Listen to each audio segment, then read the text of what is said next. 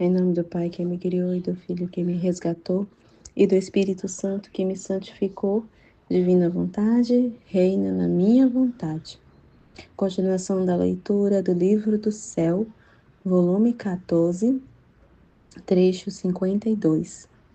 19 de agosto de 1922. A pena que a divindade infligia. No interior de Jesus, as penas da paixão foram sombras e semelhança das penas internas. Encontrando-me em meu estado habitual, o doce Jesus me fazia sofrer parte de suas penas e de suas mortes que sofreu por cada uma das criaturas. Por minhas pequenas penas compreendia como atrozes e mortais tinham sido as penas de Jesus. Então me disse: minha filha, minhas penas são incompreensíveis à natureza humana. As mesmas penas de minha paixão foram sombras ou semelhanças de minhas penas internas. Minhas penas internas me eram infligidas por um Deus onipotente, ao qual nenhuma fibra podia esquivar-se do golpe. As de minha paixão eram-me infligidas pelos homens, os quais, não tendo nem a onipotência nem a onividência, não podiam fazer o que eles mesmos queriam, nem podiam penetrar em todas as minhas fibras internas. Minhas penas internas estavam encarnadas e minha mesma humanidade era transformada em cravos, em espinhos, em flagelos, em chagas, em martírio tão cruéis que me davam mortes contínuas. Estas eram inseparáveis de mim, formavam minha mesma vida. Em troca, as de minha paixão eram estranhas a mim. Eram espinhos e pregos que se podiam cravar, e querendo, se podiam também remover. E o único pensamento de que uma pena se pode tirar é um alívio. Mas minhas penas internas, que eram formadas pela mesma carne, não havia nenhuma esperança de que me pudessem tirar, nem diminuir a acuidade de um espinho do trespassar-me com pregos. Minhas penas internas foram tais e tantas que as penas de minha paixão as poderiam chamar alívios e beijos que davam as minhas penas internas, que unindo-se juntas davam o último testemunho de meu grande e excessivo amor por salvar as almas. Minhas penas externas eram vozes que chamavam a todos a entrar no oceano de minhas penas internas, para fazê-los compreender quanto me custava a sua salvação. E, além disso, por suas mesmas penas internas, comunicadas por mim, pode compreender de algum modo a intensidade contínua das minhas. Por isso te dê ânimo, é o amor que a isto me empurra. Trecho 53, 23 de agosto de 1922.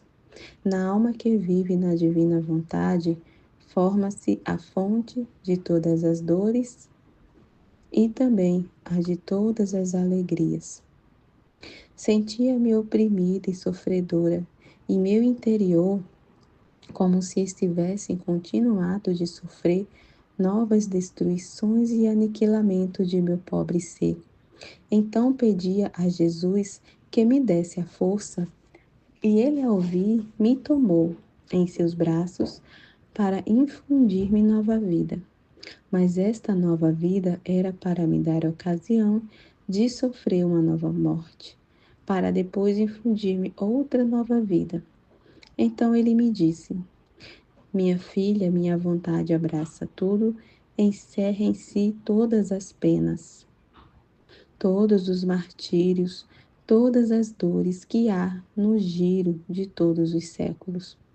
Eis porque minha humanidade abraçou tudo, cada pena, cada martírio de criatura, porque a minha vida não foi outra coisa que a vida da divina vontade. E isto era conveniente para cumprir a obra da redenção. E não só para isso, senão para poder constituir-me rei, ajuda e força de todos os martírios, dores e penas. Se não tivesse em mim a fonte de todos os martírios, dores e penas, como poderia chamar-me rei de todos e possuir em mim a fonte de todas as ajudas, apoios, força e graça necessárias em cada pena de criatura? É necessário ter para dar.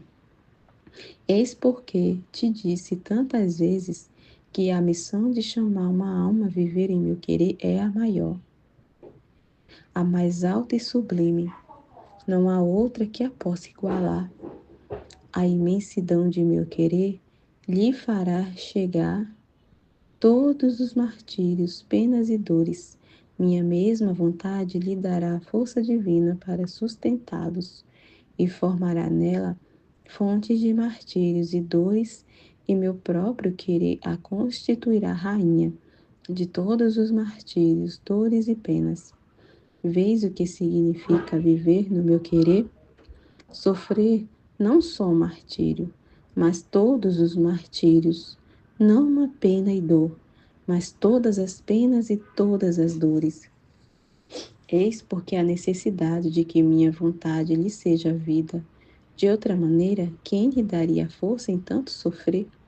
E se isto não fosse assim, como se poderia dizer que a alma que vive em meu querer é a força do Marte?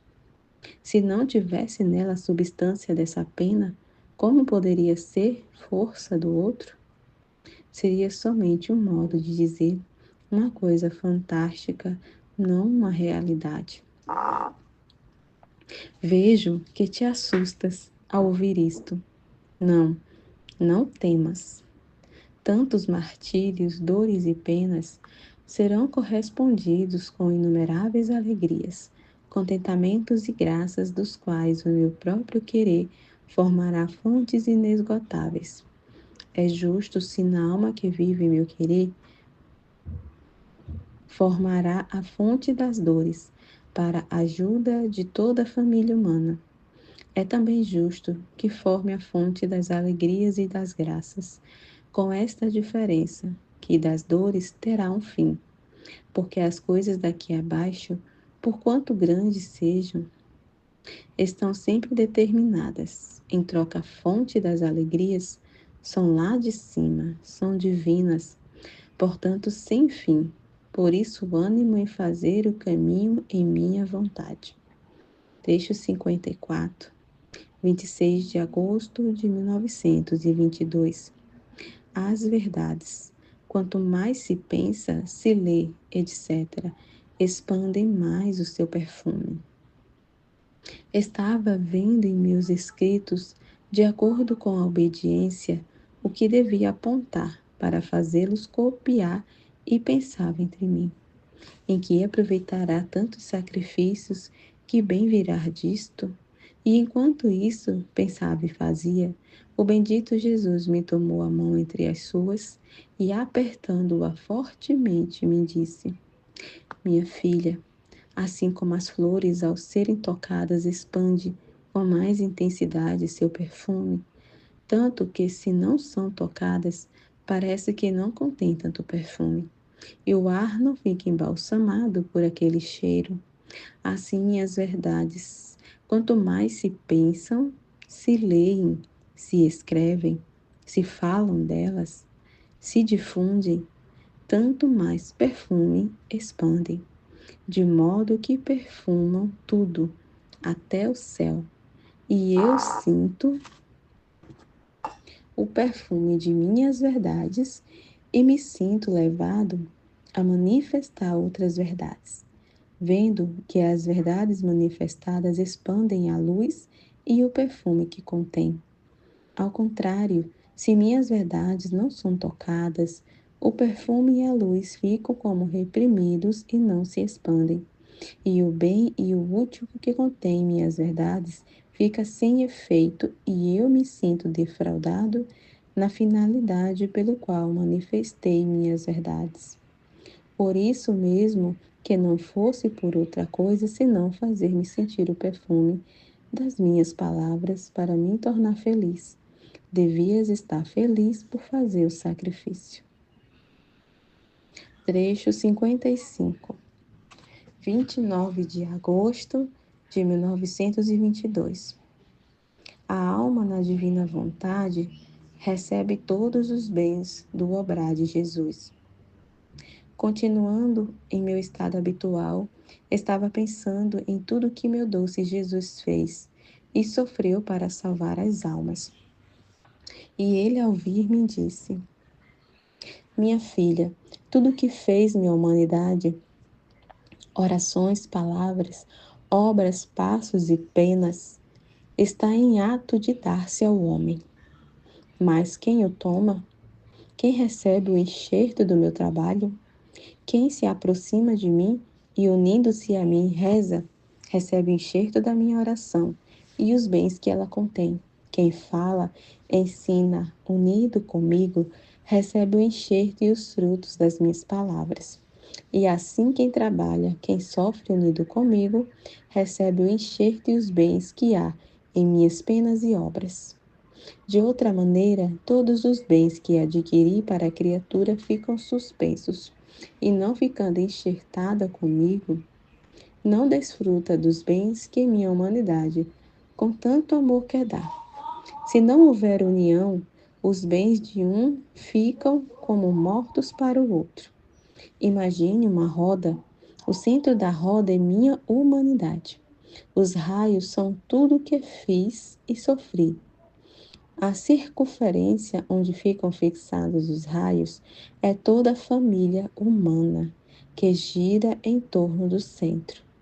Agora, se esta circunferência, este segundo círculo da roda não se aproxima para receber a fixação dos raios, estes ficam suspensos e não podem comunicar os bens que o centro da roda contém.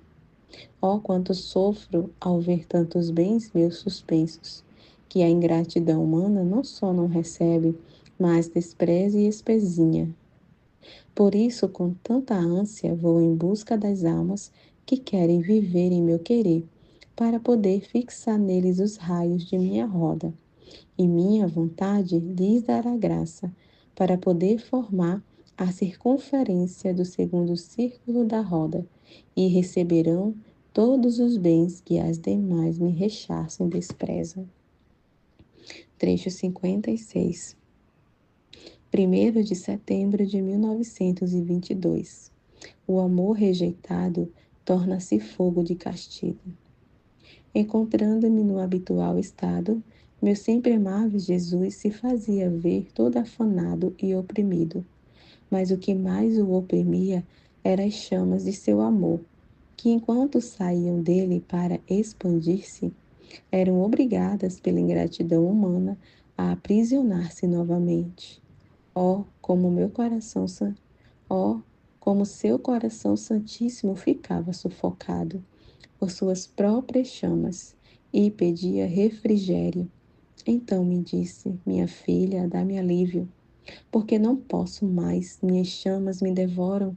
Deixa-me ampliar teu coração para poder pôr nele meu amor rejeitado e a dor de meu próprio amor.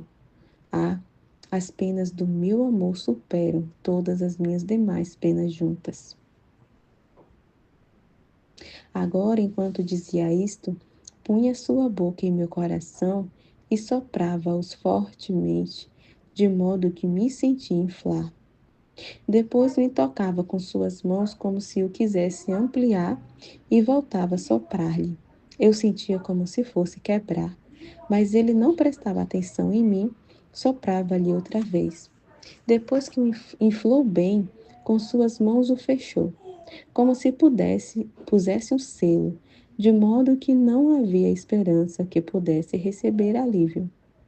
E logo me disse: Filha do meu coração, quis fechar com o meu selo o meu amor e minha dor que coloquei em ti, para te fazer sentir como é terrível a pena do amor contido, do amor rejeitado. Minha filha, paciência, Tu sofrerás muito, é a pena mais dura, mas é teu, Jesus, tua vida. Quem quer este alívio de ti? Só Jesus sabe o que senti e sofria. Por isso, creio que é melhor não colocá-lo no papel. Então, tendo passado um dia inteiro me sentindo continuamente morrer, à noite retornando, meu doce Jesus, queria me inflar mais a parte do coração. E eu lhe dizia: Jesus, não posso mais, não posso conter o que tenho e quer acrescentar mais. E ele, tomando-me nos seus braços para me dar força, disse: Minha filha, coragem, deixa-me fazer, é necessário. De outra maneira, não te daria tanta pena. Os males chegaram a tanto que há toda a necessidade de que tu sofras ao vivo minhas penas, como se de novo estivesse eu vivente sobre a terra. A terra está prestes a fazer sair chamas para punir as criaturas. Meu amor que corre para elas, para cobri-las de graça, rejeitado, se converte em fogo para castigá-las. Assim que a humanidade se encontra no meio de dois fogos, fogo do céu e fogo da terra.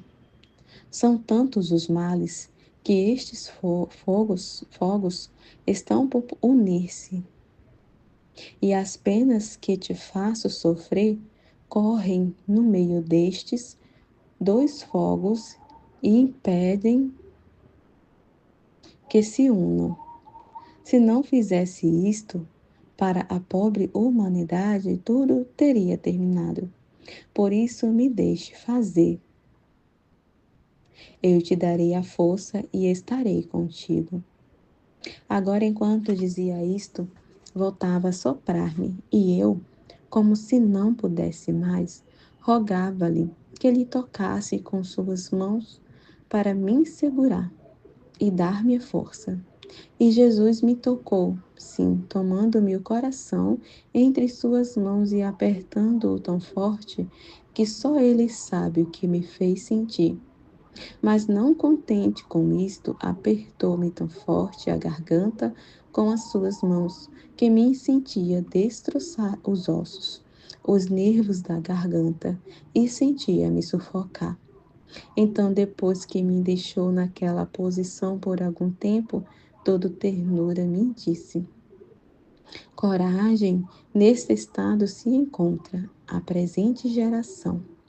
E todas as classes são tais e tantas as paixões que as dominam, que estão afogados pelas mesmas paixões e pelos vícios mais feios. A podridão, a lama são tantas que está por submergir. Eis porque quis fazer-te sofrer a pena de sufocar-te a garganta. Esta é pena dos excessos extremos. E eu, não podendo suportar mais ver a humanidade sufocada por seus mesmos males, quis de ti uma reparação. Mas deves saber que esta dor também a sofri eu, quando me crucificaram. Esticaram-me tanto sobre a cruz, que todos os nervos me esticaram tanto, que os sentia despedaçar-me, retorcer, mas os de minha garganta tiveram uma dor e um alongamento maior, tanto que me sentia sufocar. Era o grito da humanidade submergida pelas paixões, que me apertava a garganta, me afogava de penas. Foi tremenda e horrível esta pena minha ao sentir-me esticar os nervos, os ossos da garganta com tal força que sentia destroçar-me todos os nervos da cabeça, da boca até dos olhos. Foi tal a tensão que cada pequeno movimento me fazia sentir penas mortais. Ora ficava imóvel e ora me contorcia tanto que me sacudia de modo horrível sobre a cruz, que os mesmos inimigos ficavam aterrorizados. Por isso te repito, coragem, minha vontade te dará força para tudo. Trecho 57, 5 de setembro de 1922. Quem vive na vontade de Deus deve encerrar em si mesmo toda a criação.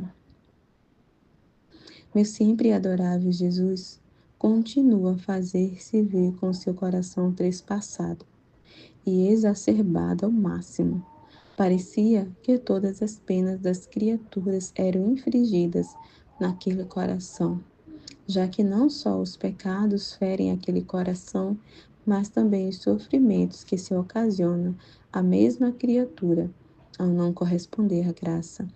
Mas como ferem a um coração que ama, ferindo aquele coração era tanto o amor que buscava transformar as mesmas ofensas em graças e bênçãos. Ó bondade de Jesus, é o único que pode dar-se a vanglória de que ama de verdade e em forma incrível as criaturas.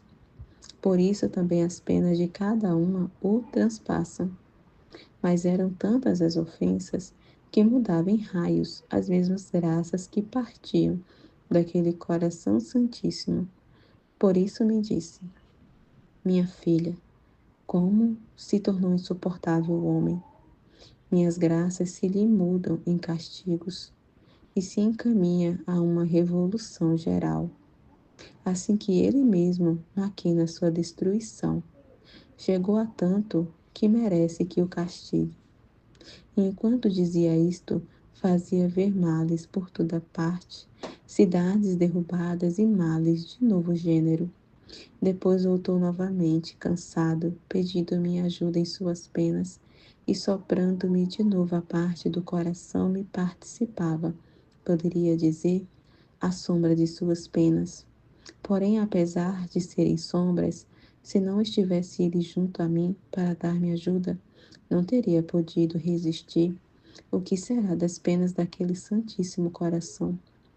Depois, acalmando-se, disse-me: filha primogênita da minha vontade, assim como a minha vontade encerra tudo, agora dando-te por vida o meu querer, quero encerrar também tudo em ti.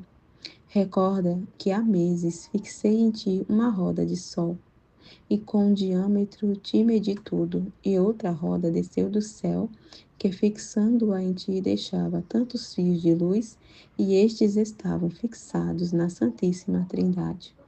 E deixando tudo aberto entre ti e nós, deixei-te então, sem te dar nenhuma explicação do meu trabalho. Agora, depois de ter trabalhado tanto em você durante todo este tempo transcorrido e devendo cumprir meu trabalho, quero te dar a explicação, a fim de que o selo de mim e de seu querer, formando um só, dê cumprimento à missão a qual te chamei.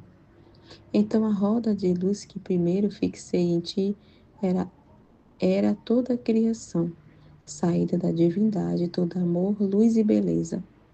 O diâmetro com o qual te medi era para ver tuas disposições e as que te faltavam, e poder colocá-las para poder fixar bem esta roda e colocá-la ao seguro. A segunda roda era a divindade que descia em ti, estabelecia o que tinha criado no empírio, fixava-o em ti para pôr em justas relações o que a criação lhe devia. Agora deves saber que a criação a encerrei e confirmei em ti. O que foi feito no céu, quero que tenha vida na terra.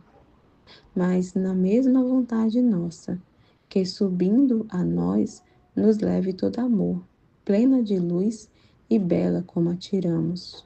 Eis porque marquei em ti todas as mortes, as penas de cada uma e de todas as criaturas juntas, para poder encontrar em ti toda a criação, e permanecendo o céu aberto entre ti e nós, nos conduzirás a nosso regaço como parida por ti, isto é, como o parto que a nossa vontade fez em ti, e tu a reconduzes aos nossos pés, dando à luz no nosso colo. Não nossos direitos que reclamamos são nossos direitos que reclamamos. Não queremos outra coisa, senão que volte a nós o que de nós saiu. É verdade que só nossa vontade obrante com seu poder em uma alma, como fez no vazio quando fizemos sair a criação, poderá nos dar novamente nossos direitos e nos fazer sorrir, pondo a nossos pés como triunfo a toda a criação. Mas queremos usar esta potência para fazer com que não fiquemos desiludidos na obra da criação e nosso amor triunfe, principalmente tomando de uma o que todos deveriam nos dar. Agora fixamos tudo em ti. Depois sairão as outras pequenas partes, que amando viver deste modo em nosso querer, nos levarão ao nosso regaço.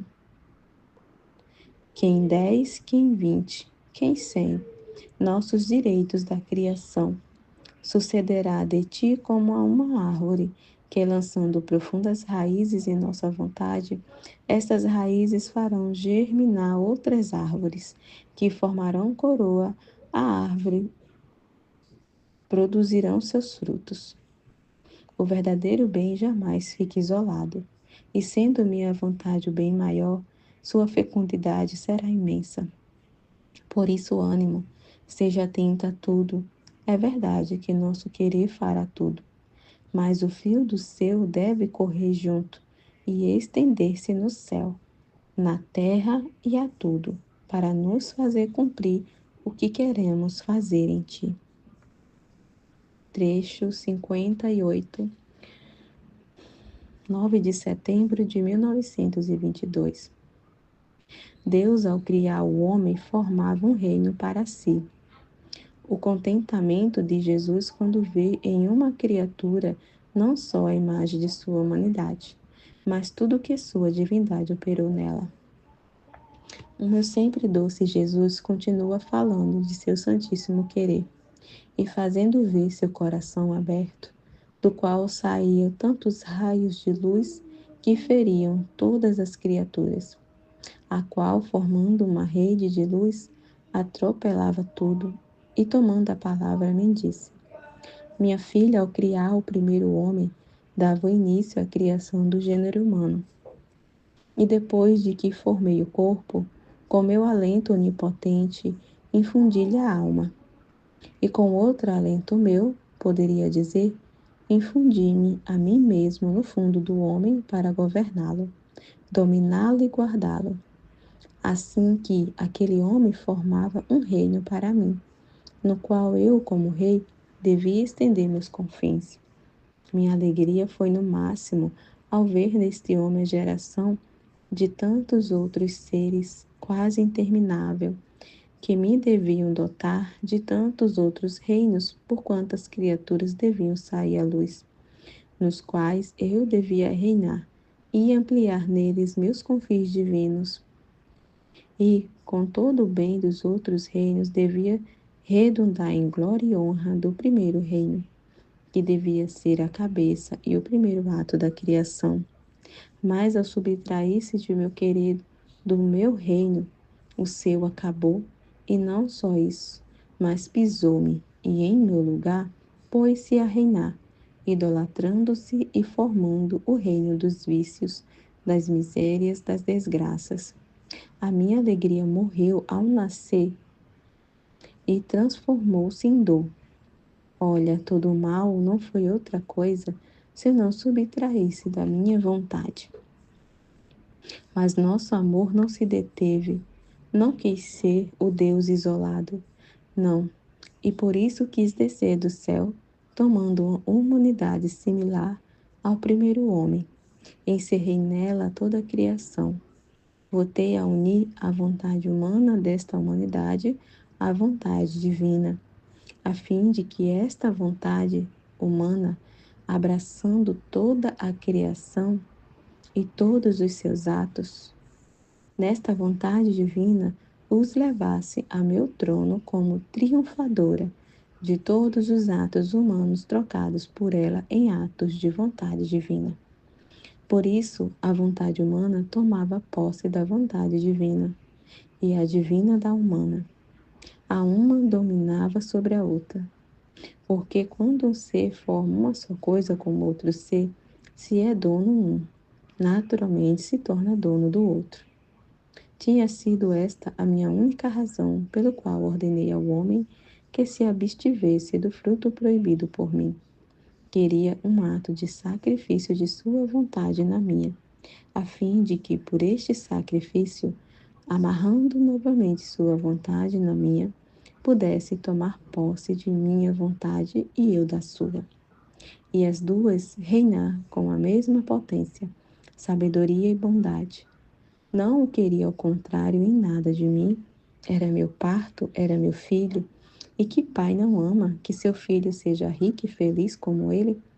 Muito mais eu, Pai celestial, e que nada perdia em tornar este meu filho rico, feliz e reinante ao meu lado. Então, tendo o homem rompido sua vontade com a minha, meu amor não ficou quieto, elevou mais alto suas chamas, e a qualquer custo quis produzir outro eu. E para isso escolhi minha humanidade, a qual, sacrificando-se em tudo, a minha vontade tomava posse de meu querer, fazendo-me cumprir nela a finalidade da criação do homem. Porque eu tenho o costume de cumprir meus maiores empreendimentos com um só, e depois as difundo. Não foi um só homem que arruinou todos os meus desígnios, e só a minha humanidade devia refazer-me desta ruína. E a potência de meu querer, encerrando nela toda a criação, devia fazer-me restituir os amores, os beijos, as carícias que o primeiro homem tão feiosamente tinha rejeitado. O meu amor, tirando as vestes, poderia dizer de dor e de luto, revestiu-se de festa e, como triunfador, deu-se aos maiores excessos e loucuras de amor. Então, quando eu quero fazer uma obra com a criatura, eu começo sempre o tu por tu, como se nenhuma outra existisse, e depois a agradando tanto de encher o céu e a terra. Agora, minha filha, meu amor quer produzir de novo. Enquanto dá em excesso, sai fora, fazendo trégua, quer dar novos partos.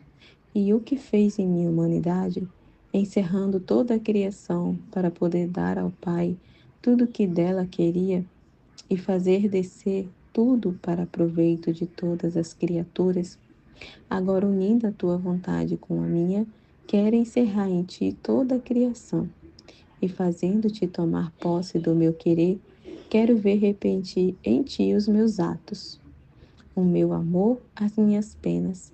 Quero o meu refletor na terra, que ao olhá-lo veja a criação que criei no céu e que encerrou minha humanidade, dentro de ti como dentro de um espelho. E eu vendo-me nele a reconheço em ti. Entre você e eu estaremos em reflexos contínuos. Eu a farei refletir em você e você em mim. Eu do céu e você da terra. Então meu amor estará contente quando virem uma criatura, não só a imagem de minha humanidade, mas tudo o que operou minha divindade nela. Por isso, seja atenta e siga meu querer. Trecho 59, 11 de setembro de 1922. A finalidade primária de tudo que Deus fez na criação e redenção é que a criatura viva no divino querer. Só no divino querer há verdadeiro repouso. Continuando o meu estado habitual, abandonava-me toda no santo querer do meu doce Jesus. E sentindo necessidade de descansar, dizia entre mim: também o meu sono na tua vontade, não quero outra coisa senão tomar o verdadeiro repouso nos braços do teu querer. E Jesus, filha, estende sobre todas as criaturas teu repouso como manto, para cobri-las a todas. Porque só em meu querer há verdadeiro repouso, e como ele envolve tudo, repousando em minha vontade, te estenderás sobre todos, para conseguir a todos o verdadeiro repouso. Como é belo ver uma criatura nossa repousar nos braços de nossa vontade. Mas para encontrar o verdadeiro repouso, é necessário que ponha em caminho todos os seus atos, suas palavras, seu amor, seus desejos e etc. Em nosso querer, a fim de que, conforme tomem seu lugar nele, assim recebam descanso, e eu repousarei sobre eles. Todas as obras só dão repouso quando já estão cumpridas, mas se não estão cumpridas, dão sempre uma preocupação, uma tarefa que torna inquieto o verdadeiro repouso. Agora, o cumprimento da obra da criação era que o homem cumprisse em toda a nossa vontade. Ela devia ser a vida, o alimento, a coroa da criatura.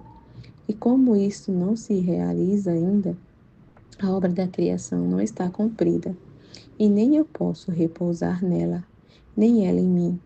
Me dá sempre o que fazer, e eu desejo esse cumprimento e repouso. Por isso amo e quero tanto que se conheça o modo de viver. Em meu querer, jamais poderei dizer que a obra da criação e da redenção estão cumpridas se não tiver todos os atos das criaturas, que como leito se estendam em meu querer para me dar repouso. E eu, que belo repouso não lhe darei ao vê-la voltar sobre as asas de nossa vontade. Com o selo do cumprimento da criação, meu seio será seu leito. Por isso não há nada que tenha feito que não tivesse por primeira finalidade que o homem tomasse posse de meu querer e eu do seu. Na criação foi esta a minha finalidade primária. Na redenção, o mesmo. Os sacramentos instituídos, as tantas graças feitas aos meus santos, foram sementes, meios para fazer chegar a esta posse do meu querer. Por isso, não transgrides nada do que quero sobre minha vontade, seja como a escrita, seja como a palavra, seja como as obras. Só pelos tantos preparativos que a precederam podes conhecer que a coisa maior, a mais importante e a que mais me interessa é o viver em meu querer. Quer saber onde esta semente do meu querer foi plantada? Em minha humanidade. Nela germinou, nasceu e cresceu. Assim que em minhas chagas, em meu sangue, vê-se esta semente que quer transplantar-se na criatura, para que ela tome posse da minha vontade e eu da sua, a fim de que a obra da criação regresse ao princípio como saiu, não só por meio da minha humanidade, mas também através da mesma criatura. Serão poucas, ainda que fosse uma só, e não foi um só, aquele que, subtraindo-se de meu querer, desadornou, rompeu meus planos, destruiu a finalidade da criação. Assim uma só pode adorná-la e realizá-la em sua finalidade. Mas minhas obras não ficam jamais isoladas.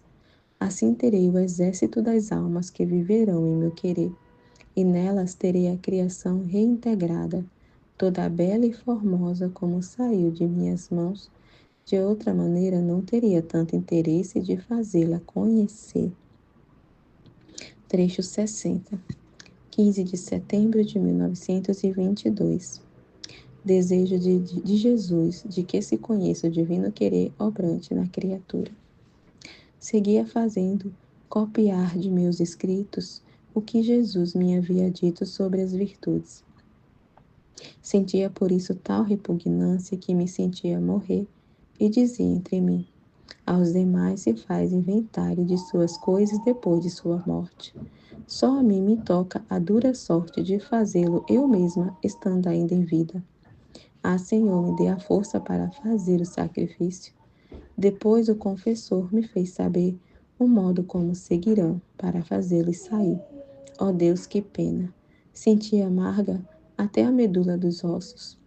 Então o bendito Jesus, ao vir, vendo-me tão amarga, me disse: minha filha, que tens? Por que te afliges tanto? É minha glória, minha honra que o requerem, e tu deverias estar por isso contente. Acha que são as criaturas que o querem, que dispõe e quem te ordena? Não, não. Sou eu que movo tudo, que as empurro, que as ilumino. E muitas vezes não sou escutado.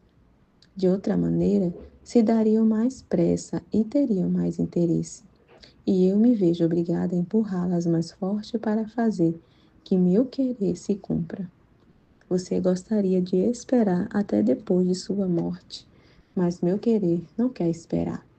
E além disso, é verdade que você tem a conexão, o enxerto com minha vontade. Mas aqui se trata não de você, mas de mim.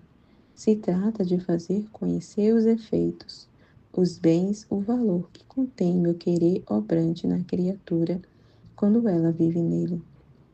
E ainda, se não queres interessar-te tu, que conheces tanto me interessa, e como anseio ardentemente que os efeitos de meu querer sejam conhecidos, e por isso me dará a completa glória da criação e o cumprimento da mesma redenção. Ó quantos efeitos estão ainda suspensos, tanto da criação como da redenção, porque meu querer não é conhecido e não tem seu verdadeiro reino na criatura. E não reinando, a vontade humana fica sempre escrava de si mesma. Então crê você que se interessarão os demais depois de sua morte? Oh, quantas coisas que manifestei às almas estão sepultadas por falta de alguém que se interesse em minhas obras. Mas se o tolerei nas outras, nesta da minha vontade não tolerarei. Darei tanta graça a quem se puser a obra que não poderá resistir-me. Mas a parte mais importante e essencial, quero-a de ti. Amém, Fiat.